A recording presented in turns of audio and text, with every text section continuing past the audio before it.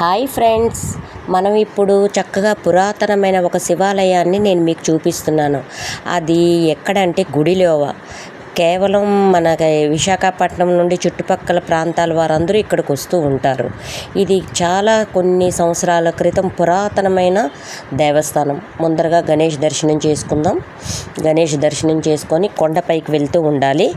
2 కొండల మధ్యలో ఉన్న ఒక చిన్న కొండ ఉంటుంది. స్వచ్ఛమైన కొండ దృశ్యము ఉంటుంది. స్వచ్ఛమైన నీటి ప్రవాహము, కొండల నుండి ఈ ఆలయం వస్తుంది. గుడి లోపల కేవలం ఒక ఆధ్యాత్మిక స్థలం మాత్రమే కాదు, ప్రకృతి ప్రేమికులకు కూడా ఒక మంచి విహార ప్రదేశము.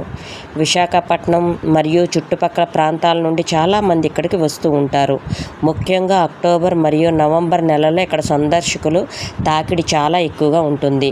మనకి భగవంతుడి ఫస్ట్ ఆంజనేయ స్వామి, శ్రీ ఆంజనేయ స్వామి చక్కటి దర్శనం. ఆంజనేయ స్వామిని దర్శించుకొని మనం వెళ్తున్నాం. ఇప్పుడు సుమారుగా ఆనందపురం నుండి గుడిలోవ చేరుకోవడానికి 7 కిలోమీటర్ల దూరంలో మనం లోపలికి వెళ్తున్నాం. ఇలా వెళ్తున్న తర్వాత ఇక్కడ చూడండి, గుడి ఎంట్రన్స్ శివాలయంలోకి చుట్టుపక్కల మంచి వాతావరణం. ఒక పురాతనమైన ఈ శివాలయంలో 2 పెద్ద కొండల మధ్యలో ఉన్న ఒక చిన్న కొండపై నెలకొని ఉంది. ఈ ప్రాంతం చుట్టూ పచ్చని ప్రకృతి మరియు ప్రశాంతమైన వాతావరణం ఉంటుంది. ఈ శివాలయం చాలా పురాతనమైనది స్థానికులు విశ్వసిస్తుంటారు. అయితే దీని నిర్మాణం ఎప్పుడు జరిగింది దానిపై స్పష్టమైన ఆధారాలు లేవు. కొందరు ఇది వందల సంవత్సరాల నాటిదని చెప్తూ ఉంటారు. ఇక్కడ ఒక కొండల్లో నుండి ఒక జలం ప్రవహిస్తూ ఉంటుంది. ఆ జలం నీరు తాగితే, అదిగోండి జలం, ఈ జలంలో ప్రవహిస్తున్న నీరు ఔషధాలు గుణాలు కలిగినవంట. ఆరోగ్యం చాలా బాగుంటుందంట. చూసారా ఆవిడ ఎలా తాగుతున్నారో?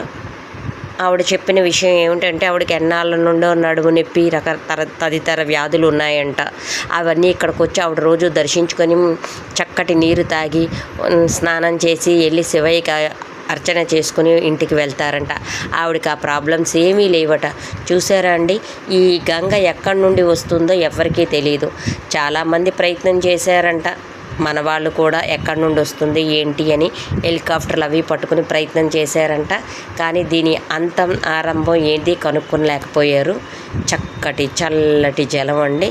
రోజు ఇక్కడ నుండి నీరు తీసుకెళ్ళి మన పంతులు గారు శివయ్యకు చక్కగా అభిషేకం చేస్తారు. శివలింగ అర్చనాభిషేకం అంతా ఈ గంగా జలంతోనే చేస్తారు. ఈ కనిపిస్తున్న దారే కాకుండా లోపల శివాలయంలో కూడా శివుని కింద పాతాళంలో కూడా ఇదే గంగ ప్రవహిస్తూ ఉంటుందండి. అలా గుడిలో నుండి ఇలా బయటకు వస్తూ ఉంటుంది. చూసారండి, ఈ నీరు తాగితే చాలా చాలా అంటే చాలా రుచికరంగా ఉన్నాయి. ఎంత బాగున్నాయంటే చల్లగా చక్కటి రుచిగా చాలా బాగున్నాయి. చూసారండి, నేను ఇప్పుడు ఇలా తీస్తున్నాను, కానీ పగటి పూట చాలా రష్గా ఉంటుందంట.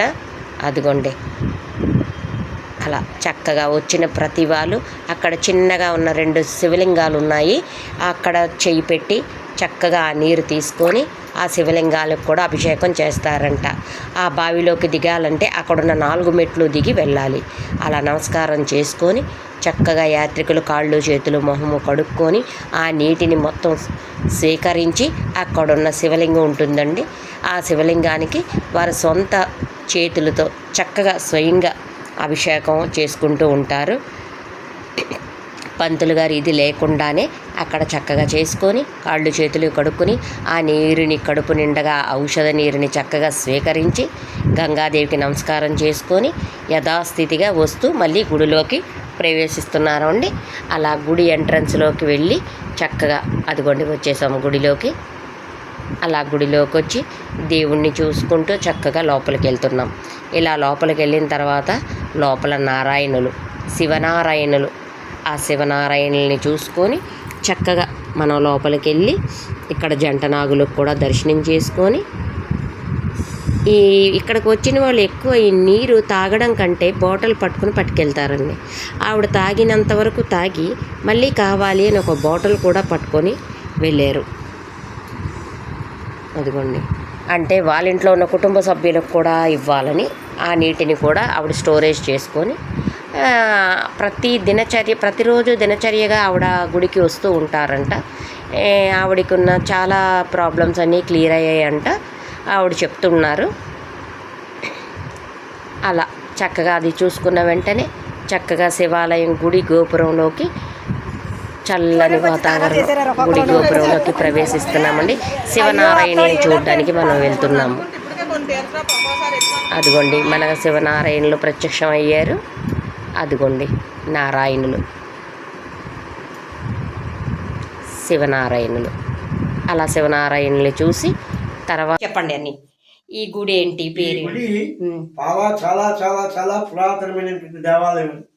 విజయనగరం సంస్థానాధీశులైనటువంటి వారు ఈ యొక్క నిర్మాణాన్ని చేశారు. పాలన చూశారు కొంతకాలం ఉంటుంది. ఆ తర్వాత చూడలేక శిథిలావస్థకి వదిలేశారు. వదిలేస్తే అప్పుడు మళ్ళీ ఆనందపురం రాజులు దీన్ని ట్రస్టీగా ఏర్పాటు చేసి మెంబర్లుగా ఏర్పాటు చేసి చిన్న చిన్నది రిపేర్ చేయడం చంద్రం చేసేవారు. అలాగే కొంచెం డెవలప్ అయినది. స్వామివారు ఏమొచ్చి ఇక్కడ మహిమ కలిగినటువంటి ఇద్దరు స్వరూపాలు నారాయణ ఈశ్వర, నారాయణేశ్వర. ఆ స్వామివారి ఇద్దరు పాదాలని తాక్కుంటూ అమ్మవారు గంగమ్మ గారు కూడా ఇక్కడ వెలిసారు స్వయంభూ గారు.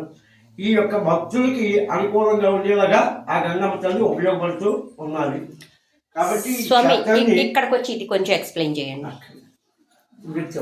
మీరు చెప్తారు కదా వాటర్ గురించి, చూపించండి.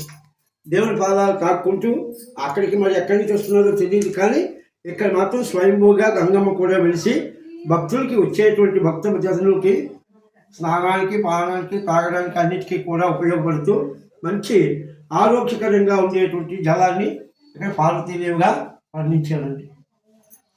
ఈ స్వామివారి తాలూకు పాదాలు ఇంకా మేలున్నాయండి. ఇక్కడ నుంచి 1 కిలోమీటర్ వెళ్ళాలి. స్వామి ఇక్కడ శివలింగము పక్కన అయ్యమ్మ శివుడు ప్లస్ పక్క మేమని విష్ణుమూర్తి అండి. ఓకే, కారణించుకున్నది శివుడు అండి. శివుల్లో విష్ణుమూర్తి ఆలింగనమై ఉన్నవారు.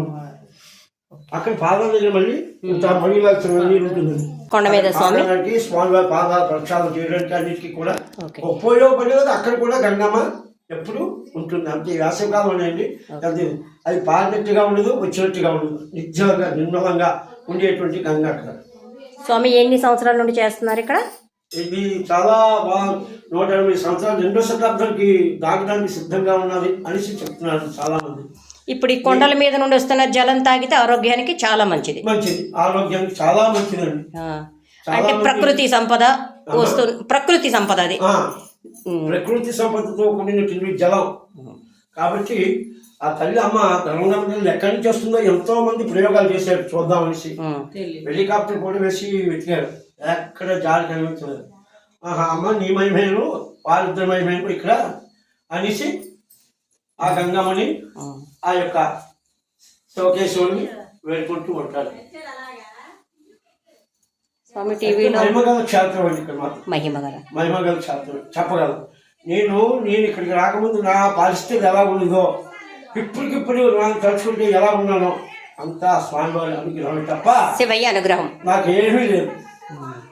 ఒక ఎత్తుకు ఎదిగేలాగా చేసే స్వామి ఇంత పైన వెలిసారు కదా స్వామి, భక్తులు రాకపోక ఎలా ఉంటుంది ఇక్కడ? ఇక్కడ కార్తీక మాసంలో మాత్రం 30 రోజులు మాత్రం అంత సందడిగా ఉంటుంది. ఆ తర్వాత కార్తీక మాసం వెళ్ళిన తర్వాత 2 నెలల దాకా ఏదో వారానికి 1 రోజు శనివారం, ఆదివారం అక్కడ మాత్రం మళ్ళీ పిక్నిక్లు జరుగుతూ ఉంటాయి. ఎన్ని సంవత్సరాలు? శివరాత్రి మళ్ళీ బాగుంటుంది. ఎన్ని సంవత్సరాలు స్వామి ఇక్కడ భగవంతుడు? 180 సంవత్సరాలు దగ్గర అవుతున్నదండి. 180 అంటే 2వ శతాబ్దం కూడా పూర్తి అవడానికి సిద్ధంగా ఉంది. 180 సంవత్సరాలు కంప్లీట్ అడుగు పెట్టబోతున్నారు. అంటే ఆయన అయితే శివకేశవులు, ఈయనైతే శివకేశవులు. శివుడు కూర్చున్నారు. ఓకే, విష్ణుమూర్తి మీదని ఆయన్ని కూర్చోబెట్టుకున్నారు. అందుకే శివకేశవులు, నారాయణ ఈశ్వర, నారాయణేశ్వర. స్వామి మీ పేరేంటండి? నా పేరు కామేశ్వర శర్మ గారు. కామేశ్వర. నేను ఇక్కడికి వచ్చి 32 సంవత్సరాలు దాటున్నాను. 32 సంవత్సరాలు బట్టి చేస్తున్నాను. నా జీతం అప్పుడు 300 దగ్గర నుంచి ఈ తీరికి వచ్చానండి. 15,000 రూపాయలు జీతానికి వచ్చాను. 3,000 అక్కడండి, 17,000 ఆయనకి.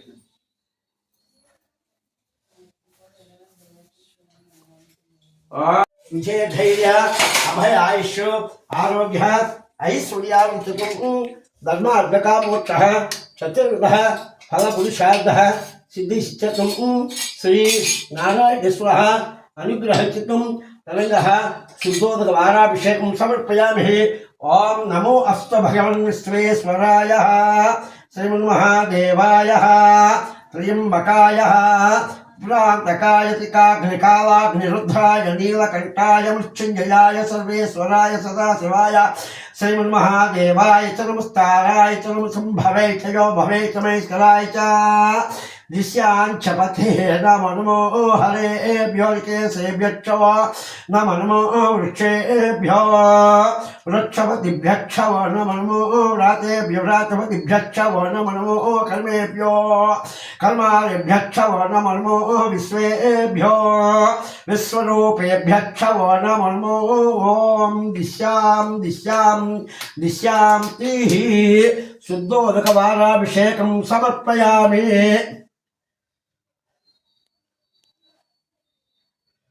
శుద్ధోదక వారాభిషేకం సమర్పయామి.